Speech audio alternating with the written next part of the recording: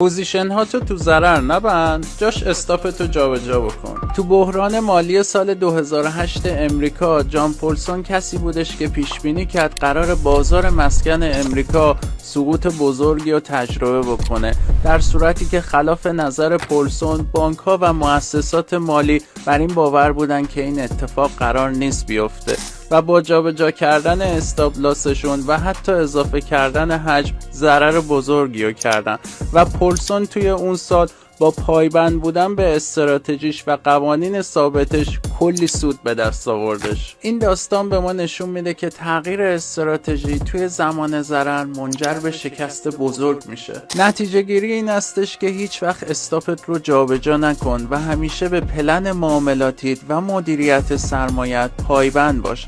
اگر یک بار استاپ خوردی قطعاً فرصت جبران داری. برای همین هستش که من همیشه میگم قوانین ثابت، نتایج ثابت.